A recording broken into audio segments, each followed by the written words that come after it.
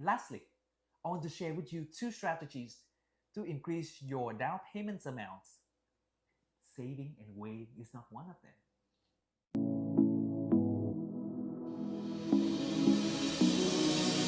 Hey home buyers, it's Malvin. Welcome back to Market Insights and Real Estate Solutions. We all know the interest rate is very high right now and it pushes a lot of people back in the journey of home ownership. But what if I tell you there's a way to make housing more affordability now? Actually, I don't have just one way. I have 8 different strategies to share with you today. So make sure you stick to the end and take advantage of all of them. Unless you are super rich and buy a home with cash, you're likely to get a mortgage to get a home, and affordability comes down to the monthly payments. There are 3 different things that can help you lower the monthly payments: lower purchase price, lower interest rate, or higher down payments. Let's start with low purchase price. Strategy number 1: negotiation. A good real estate agent should be able to identify homes where you have a better chance to offer below the asking price. Those are not necessarily subpar homes. Many of the time, it's just the seller's unrealistic expectation of the pricing and the house is on the market for longer. As a matter of fact, earlier this year, I was able to help one of my clients to secure their dream home for 100,000 under the asking price. And the house is in very decent shape. It only needs minor cosmetic repairs. Strategy number 2: holiday shopping. Traditionally, real estate market tend to slow down after the Thanksgiving and picks up again after the New Year.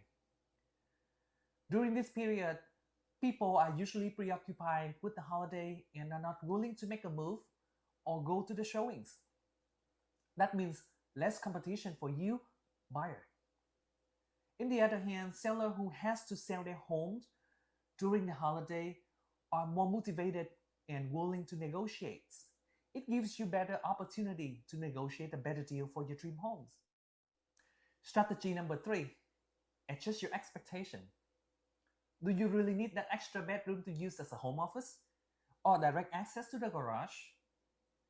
Let me tell you, if walking a little further to the garage or working at the dining table could save you $200 per month in payments, go for it. For most of us, it's like 4 to 10 hours of working. Or if you're deciding between getting a condo now or wait several years to save more money and get a single family, opt for a condo. You will be surprised how much home ownership can save you through appreciation and tax deductions. Now, let's talk about strategy to reduce interest rates. Strategy number 4: use the buyer with the higher credit score.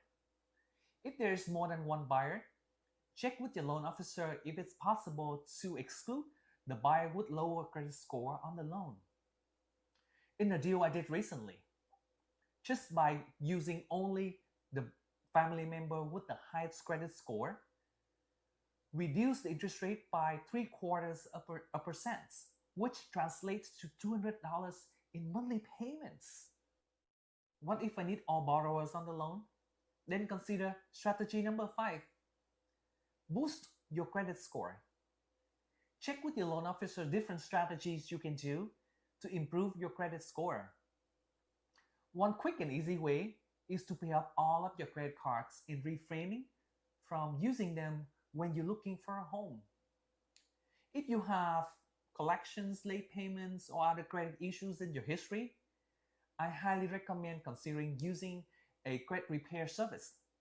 The saving on monthly payments will pay off the fees you spend to improve your credit score. Strategy number 6: temporary rate buy down.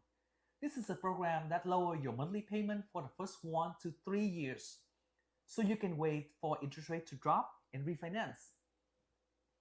I have a list of developers who offer this as an incentive for people to buy the new construction homes.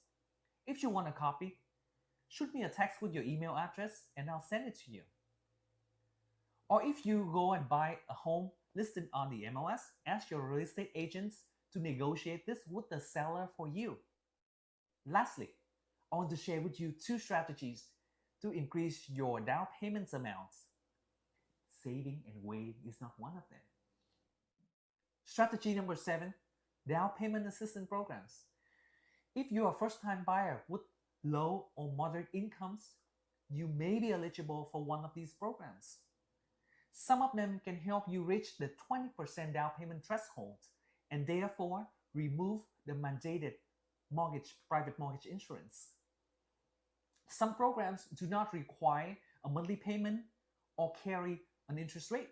You only need to pay the grants back when you sell the house, refinance it, or at the end of the loan term.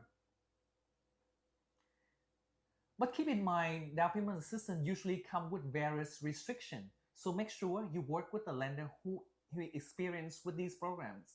Strategy number 8, having a co-investor. Even though you usually cannot borrow money from a friend or relative for down payments, having them to purchase a house with you is a different conversation. Their name will be on the title. They may or may not have to be on the loan, but you will need to have a contract to clarify the exit strategy. When did you plan to refinance so they can take the name out of the house? How do you go into split the appreciation at that time? Are they going to help you with any monthly payments?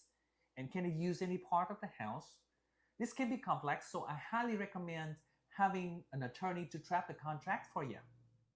All right, I hope these strategies can help you afford your dream home in the near future. If you have other questions, or even better, ideas to help homebuyers to afford their dream homes during this time, please drop them in the comments. Your support in like, share, and subscription to this channel is greatly appreciated. They encourage us to create more high-quality videos on real estate for you to enjoy. Thank you, and we catch you in the next video.